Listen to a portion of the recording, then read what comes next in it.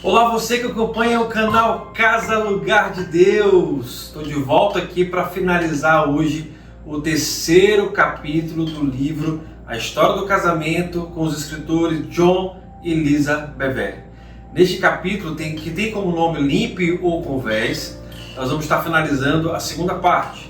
E nessa segunda parte, Lisa começa compartilhando e testemunhando as dificuldades que ela estava tendo no seu casamento por conta de experiências do passado que não foram resolvidas.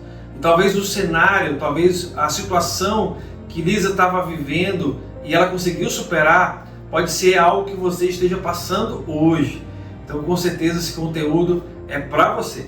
Em outro momento, John e Lisa compartilham no final desse capítulo que eles tinham expectativas irreais no casamento.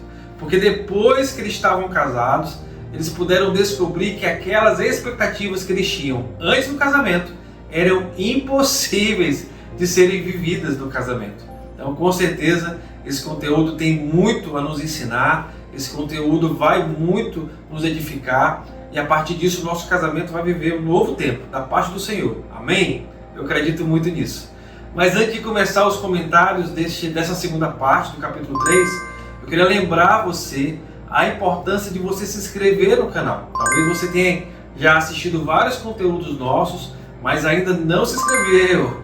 Então é hora de você clicar no sininho e a partir de hoje ser inscrito no canal Casa Lugar de Deus, tá bom? Esse é um convite especial que eu tenho para você. Então eu vou lá agora começar os comentários das partes que eu destaquei desse final do terceiro capítulo, Limpe ou Converse.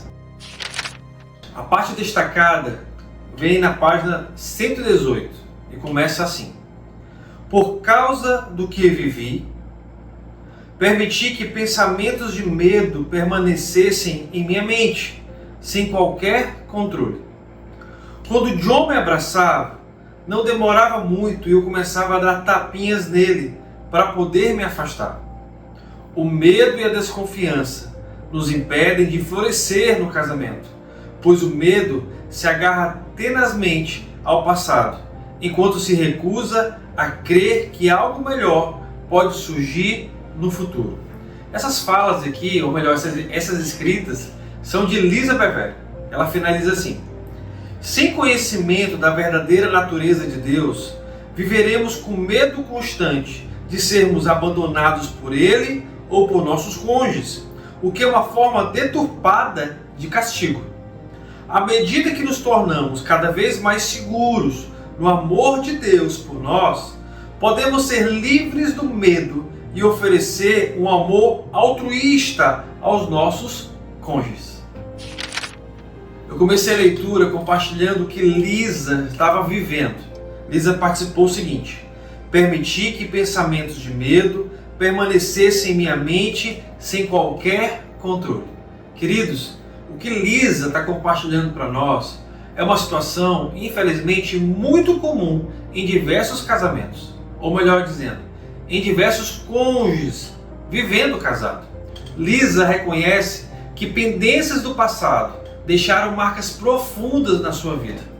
Lisa não está dizendo que ela escolheu sofrer, que ela escolheu abraçar essas feridas, essas situações do passado que marcaram ela. Não é uma escolha de Lisa. O que ela está querendo dizer é que essas situações, essas marcas, essas feridas, elas continuam governando as emoções dela, aprisionando ela de não deixá-la, de não permiti-la a viver um casamento saudável, um casamento onde eles pudessem ter saúde emocional. E isso traz para a gente um ensinamento que nem todo pensamento que chega na nossa mente, ela deve permanecer, de forma alguma. Nós precisamos entender quando alimentamos nossos pensamentos em frases como: eu vou me machucar novamente, eu não posso confiar em ninguém, ele vai me abandonar, ela vai me abandonar, isso vai acontecer de novo, eu já sofri isso no passado, eu não vou permitir sofrer isso novamente. Queridos, esses pensamentos começam a moldar as nossas atitudes e comportamentos. E isso é muito perigoso. Esses pensamentos, eles começam a moldar as nossas atitudes. É como se esse medo ele passasse a controlar a forma como nós enxergamos o nosso presente. Em outro momento, Lisa diz o seguinte: quando John me abraçava, não demorava muito, eu começava a dar tapinhas nele para ele se afastar. Queridos, John apenas queria abraçar Lisa e trazer para ela um acolhimento e demonstrar para ela que ele amava, que ele gostava de estar próximo dela. Mas o que Lisa sentia? Governada por suas emoções do passado. E como é que Lisa reagia? Lisa reagia afastando ele, porque isso para ela era uma forma de se defender. Por que ela se defendia? John fazia algo errado com ela? Não, não era isso não. O problema não era o John. O problema é que o coração de Lisa estava preso às experiências do passado, que marcaram ela, que feriram ela. E isso nos mostra que muitas vezes o problema não é o amor que o outro oferece, mas são as feridas que nós carregamos do passado. São mágoas que nós carregamos frutos de outros relacionamentos. E por conta disso, nós não damos liberdade para viver novas experiências com o nosso cônjuge. Isso nos faz entender que o passado pode nos trazer interpretações erradas. Ou seja, nós podemos interpretar gestos de amor, gestos de acolhimento do nosso cônjuge como se isso fosse uma verdadeira ameaça. Que afirmação preciosa que Lisa nos traz. Porque o medo que talvez você e eu possa em algum momento sentir faz com que a gente viva no estado de defesa. Como se estivesse nos defendendo de algo, nos defendendo de algo que possa acontecer. É como se toda situação pode ser uma oportunidade para se machucar novamente, para desconfiar das intenções. Por que ele quer me abraçar? Por que ela quer me beijar? Por que ela me abraçar dessa forma? Não, eu não vou permitir isso não, porque eu já sofri uma vez, eu não vou sofrer novamente. É como se toda interpretação que nós possamos ter é uma interpretação negativa. É uma interpretação como se fosse acontecer algo que pudesse nos ferir novamente e nos machucar novamente. Por isso que os autores dizem que o medo prende a pessoa ao passado, impede que ela desfrute algo novo no presente e que roube a esperança daquilo que ainda vai acontecer. Nós precisamos ter consciência de que o nosso casamento só vai florescer, só vai viver novas experiências abençoadas da parte de Deus quando nós deixamos de ser governados pela desconfiança, quando nós deixamos de ser governados pelo medo, como se toda expressão que o nosso cônjuge tem para nós pode ser algo que pode gerar em nós novas feridas e novas mágoas. Quando Lisa usa a expressão de que o medo se agarra tenazmente ao passado, o que ela quer dizer com isso? Ela quer dizer, queridos, que se aconteceu uma vez, com certeza vai acontecer de novo. Se me feriram uma vez, com certeza vão me ferir novamente. Por outro lado, o que o Evangelho nos ensina? O Evangelho nos ensina a trazer na memória aquilo que nos traz esperança. É claro que a Bíblia está falando sobre Jesus, sobre Deus, sobre o Espírito Santo, de que se nós lembrarmos do que Jesus fez na cruz, nós temos esperança de um futuro ou uma eternidade abençoada. Mas se nós pegarmos essa frase e usarmos para o nosso dia a dia, eu vou trazer na memória o que me traz esperança. Quer dizer, eu não posso trazer na memória aquilo que eu sofri, aquilo que me feriram, aquilo que me magoaram e achar que todos os meus relacionamentos, inclusive o meu casamento, também pode ser uma ameaça para mim. De forma alguma. Eu quero trazer na memória experiência que eu já vivi com o meu cônjuge, que trouxe para mim segurança, que trouxe para mim, sabe, uma experiência que eu me senti amado, que eu me senti acolhido. É nessa esperança que eu preciso me agarrar. É nessas experiências que eu preciso sempre me lembrar. Porque dessa forma, cada vez mais eu vou dar oportunidade de viver junto com a minha esposa tempos produtivos, vivências que possam marcar a nossa vida de forma saudável. Porque quem vive preso ao passado, essa pessoa sempre vai ter dificuldade de acreditar de ter fé em Deus, que Ele pode transformar o nosso presente e o nosso futuro.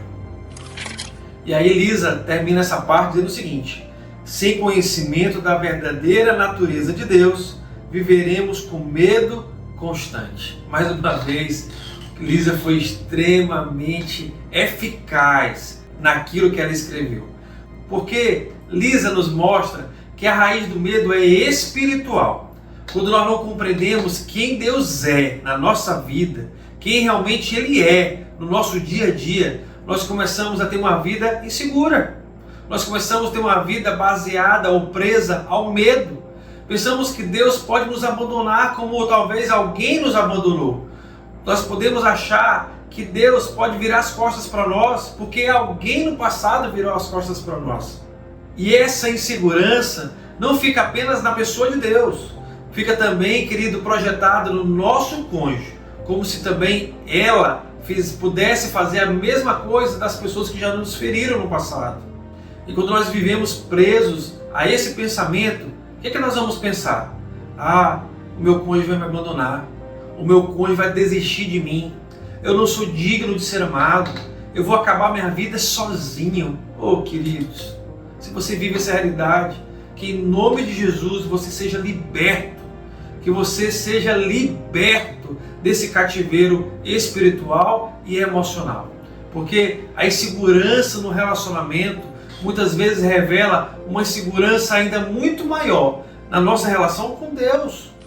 E aí Elisa nos apresenta uma solução. Ela diz o seguinte: à medida que nos tornamos cada vez mais seguros no amor de Deus por nós, podemos ser livres do medo. Aleluia! Deus é a solução dos nossos problemas. Se nós buscamos solução para essas crises emocionais que nós temos em outros lugares, nós vamos perder muito tempo. Porque a solução se encontra no amor de Deus. A solução, queridos, para trazer paz para a nossa mente, para trazer paz para nossas emoções, se encontra no Evangelho de Cristo. Quando nós entendemos que nós somos amados e que nós somos acolhidos por esse verdadeiro amor, nós podemos sim viver de forma saudável. Quando nós aprendemos que a nossa verdadeira segurança ela não nasce na perfeição do nosso cônjuge, mas a nossa verdadeira segurança ela nasce quando nós sentimos, quando nós compreendemos, quando nós temos a experiência de que nós somos profundamente amados por Deus. Meu irmão, isso muda completamente os nossos dias. Quando essa edificação ela sai da nossa mente e alcança o nosso coração, queridos, nós começamos a diminuir a necessidade de ter o controle em nossas mãos. Nós começamos a depositar confiança no nosso cônjuge. E o medo que nós éramos governados por ele vai perdendo a sua força, ele vai perdendo a sua intensidade.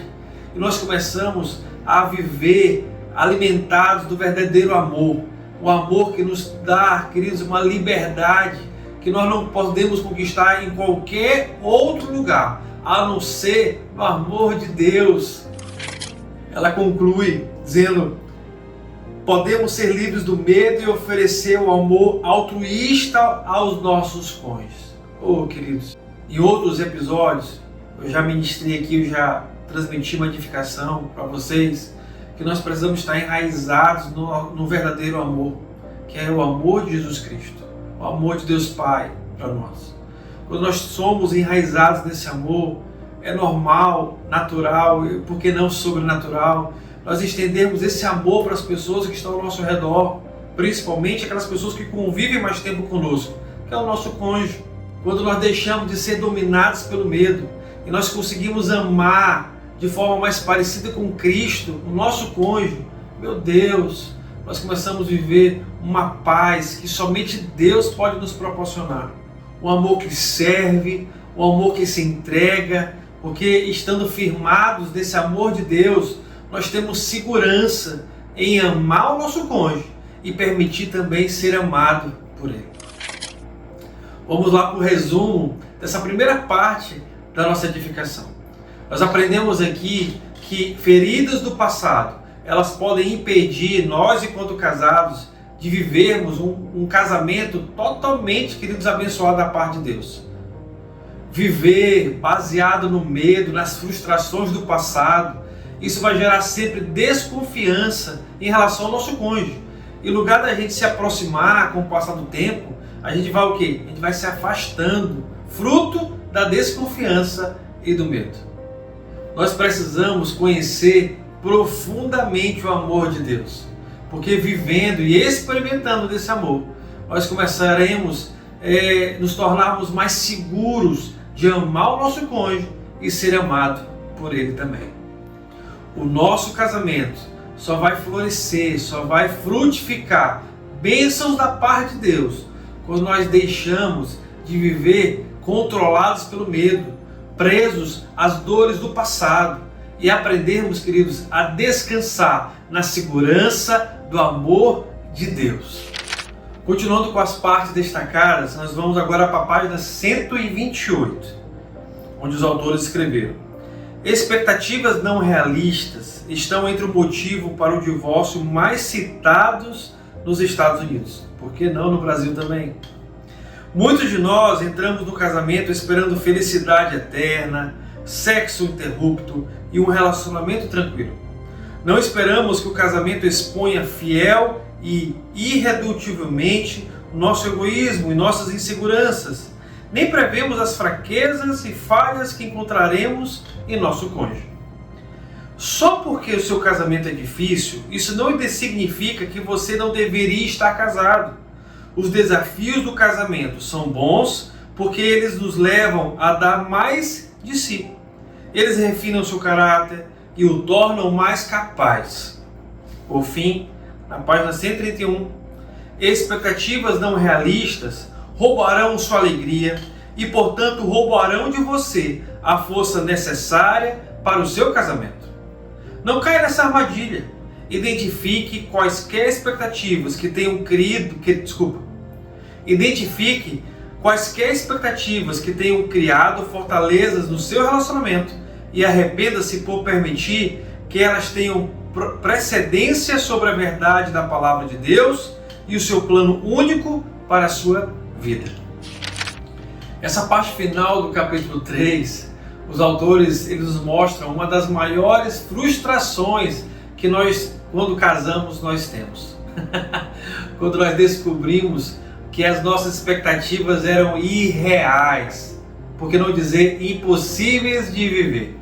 Os autores nos mostram nessa parte que o problema não é o casamento em si, mas a ideia equivocada que muitas pessoas, e talvez eu e você estamos inclusos nesse grupo de pessoas, a ideia equivocada que um grupo de pessoas tem a respeito do casamento. Quando os autores eles começam assim dizendo: expectativas não realistas. Queridos, nesse momento os autores estão querendo dizer que muitas das crises conjugais acontecem antes do casamento. Por que antes do casamento? Porque eles começam a idealizar o casamento de uma forma totalmente equivocada. O homem começa a idealizar a sua futura esposa como uma verdadeira princesa, onde ela é extremamente perfeita, ela vai fazer tudo como a mãe dele fazia.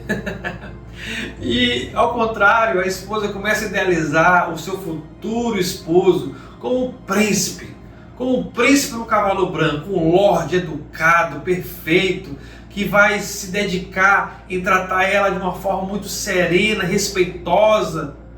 Mas com o tempo, esse casal vai perceber que não é tão assim. A realidade é dura e o casamento vai nos mostrar o quanto nós somos orgulhosos, o quanto nós somos falhos e o quanto nós somos pecadores e carecidos da misericórdia de Deus. Muitas pessoas entram no casamento, e eu fui uma delas, por falta da maturidade, acreditando que no casamento a felicidade estaria todos os dias, que o meu relacionamento, que o nosso relacionamento enquanto casado não deveria ter grandes conflitos, que o nosso romance um em relação ao outro seria um romance interrupto, sexo todo dia. Sabe, eu esperava que a minha esposa, eu acredito que ela também esperava que nós pudéssemos satisfazer todas as nossas necessidades.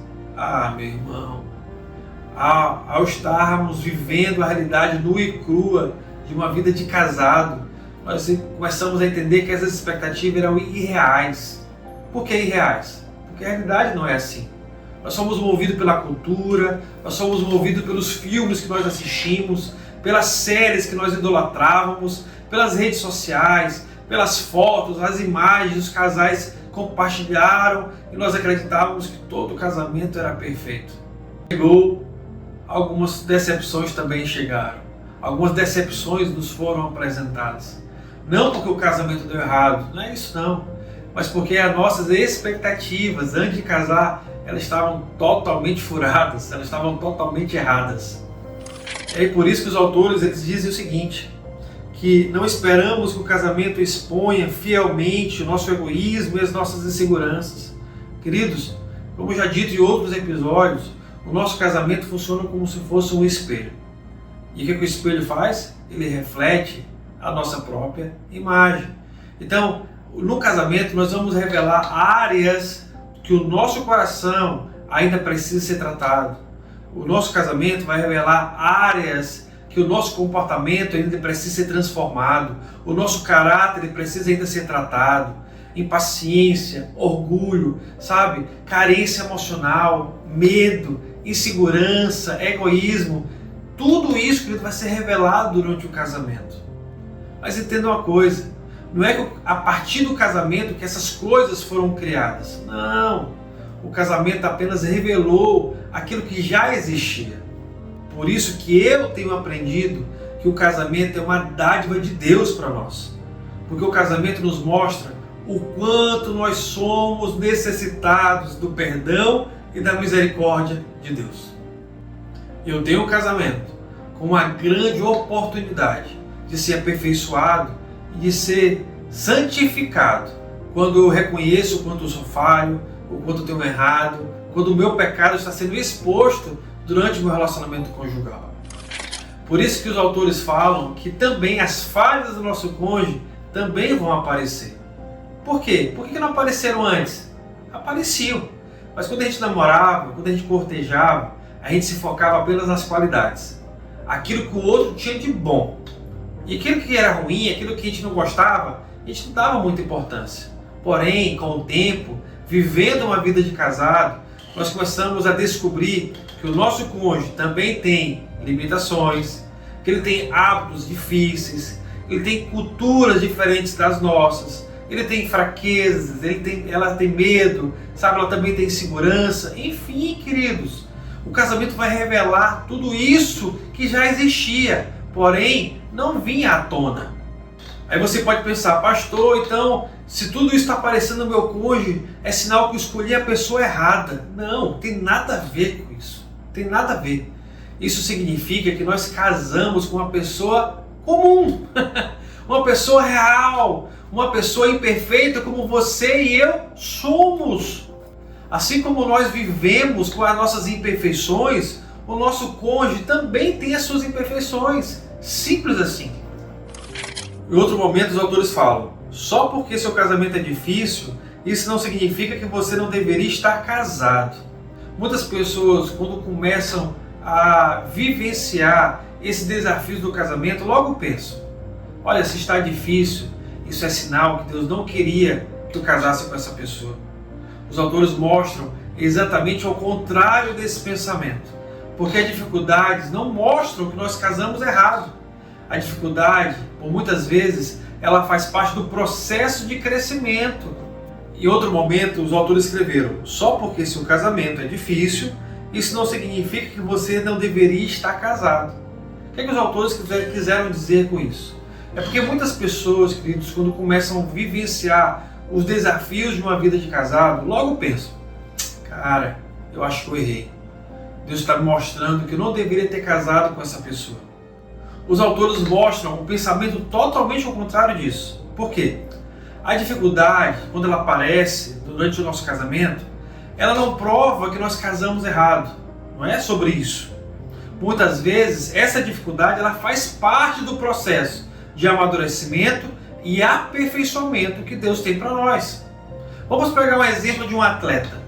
Queridos, um atleta ele vai passar por inúmeros treinamentos para que ele consiga ter o movimento correto, ele consiga ter resultados satisfatórios. Assim é a vida de casado. Nós precisamos treinar. Como? Deus nos permite viver desafios. Deus permite para nós passar por algumas tempestades. Para quê? Para que a gente ganhe um novo caráter, para que a gente tenha uma transformação de vida através dessas experiências ruins que nós estamos passando. Então não veja essas dificuldades como algo que você vai viver eternamente dessa forma. Não. Veja as dificuldades como uma oportunidade que Deus está dando a você no seu casamento para te aperfeiçoar e para fazer você crescer. Para finalizar essa parte, os desafios do casamento nos fazem refinar o nosso caráter e tornarmos mais capazes. É justamente isso o propósito que Deus tem para os desafios que nós temos enquanto casados. Esses desafios nos ensinam a desenvolver virtudes como humildade, paciência, domínio próprio, honra, respeito, perdão, perseverança. O que mais? Vai dizendo aí. Muitas coisas, queridos. Verdadeiros frutos do Espírito que vão nascendo e sendo gerados quando nós não fugimos desses desafios, mas quando nós buscamos auxílio do Espírito Santo, auxílio de Deus, auxílio da Palavra de Deus, ao que? A enfrentar esses desafios. Eu acredito que sem esses desafios, sem essas tempestades que nós vivemos enquanto casados, muitas das qualidades que você adquiriu hoje, que nós temos hoje, elas jamais seriam desenvolvidas se nós não tivéssemos passado por essas tempestades. Pode ter consciência, meu querido, que Deus não desperdiça as dificuldades. Deus não desperdiça as oportunidades que uma tempestade pode nos trazer. Pelo contrário, Ele usa essas situações para desenvolver virtudes que nos façam nos tornar pessoas parecidas com Cristo. Expectativas não realistas roubam sua alegria.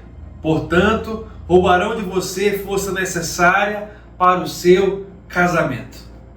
Olha, quando nós colocamos uma expectativa real no nosso casamento, achando que nós podemos sim ter um casamento perfeito, qualquer dificuldade vai se tornar um grande fracasso.